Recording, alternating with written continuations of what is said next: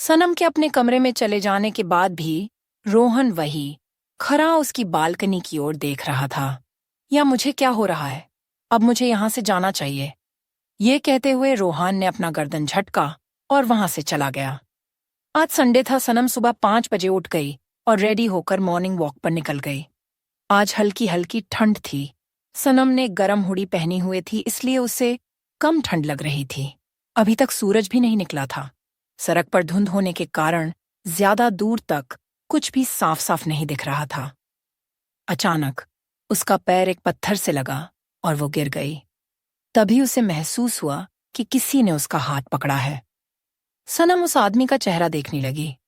उसने अपने आप से धीरे से कहा, रोहन, तुम हमेशा गिरती ही क्यों रहती हो? तुम्हें गिरने पड़ने के अलावा कुछ और नहीं आता? रोहन ने अपनी सख्त आवाज में कहा और सनम को अपनी ओर खींच लिया। तुम यह क्या कर रहे हो? सनम ने अपने आप को संभालते हुए कहा। वही जो तुम कर रही हो, रोहन ने कहा। सनम ने रोहन को देखा। उसने एक ढीली सी बनियान पहनी हुई थी। वो अभी बहुत हैंडसम लग रहा था। हाँ, तुम्हें ठंड नहीं लग रही क्या? सनम ने अपनी आंखें फेरते हुए कहा। रोहन ने पहले अपने आप को देखा और फिर सनम को। नहीं, रोहन ने कहा। सनम की खुशबू उसे अपनी ओर आकर्षित करती थी, इसलिए जब भी वो आस पास होती उसे पता चल जाता था। अच्छा ठीक है, अब मैं चलती हूँ। ये कहकर सनम जंगल के रास्ते की ओर जाने लगी। रुको, वहां मत जाओ, रोहन ने कहा, पर सनम नहीं रुकी और उसी तरफ जाने लगी। रोहन को बहुत गुस्सा आ रहा था। वो हवा की रफ्तार से सनम के एकदम सामने आ गया। तो इतनी जल्दी यह कैसे आ गए? सनम ने हैरानी से पूछा। वापस लौट जाओ, रोहन ने गुस्से में कहा। मैं कहीं नहीं जा, ये कहते हुए सनम आगे की ओर बढ़ने लगी। तभी रोहन ने उसका हाथ पकड़कर खींच लिया और उसका हाथ पीछे की तरफ मोड़कर एक पेड़ की तरफ धक्का दिया। दर्द के कारण सनम की आह निकल गई। तुम्हें समझ नहीं आ रहा मैं क्या कह रहा हूं? रोहन ने गुस्से में उसकी आंखों में देखते हुए कहा। रोहन और सनम एक दूसरे के बेहद करीब थे।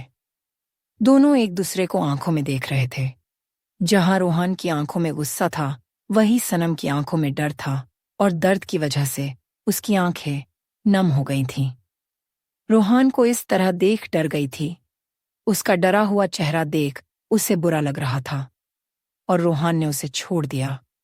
रोहन ने जैसी सनम का हाथ छोड़ा, वो वहां से भाग गई।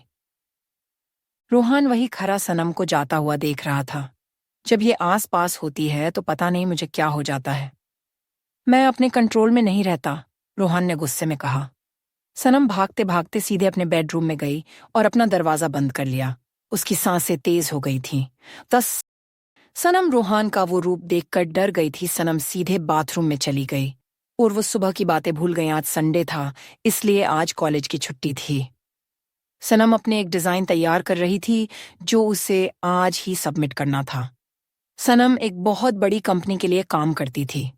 वो कंपनी किसी को भी पार्ट टाइम जॉब नहीं देती थी, मगर सनम के किए हुए डिजाइन्स को लोग बहुत पसंद करते थे, इसलिए उस कंपनी ने सनम को जॉब दी थी। काम? बेटा खाना खा लो, सुबह से काम कर रही हो, ये कहते हुए गायत्री जी ने सनम के सर पर हाथ फेरा। जी माँ, बस आई, सनम ने कहा। वो खाना खाने के बाद रेडी होने अपने रूम में चली गई। उसने पिंक कलर की घुटने तक की एक ड्रेस पहनी थी और आज भी अपने बाल को खोला हुआ था ताकि उसके गले का निशान माँ को न दिख जाए। ये क्या है?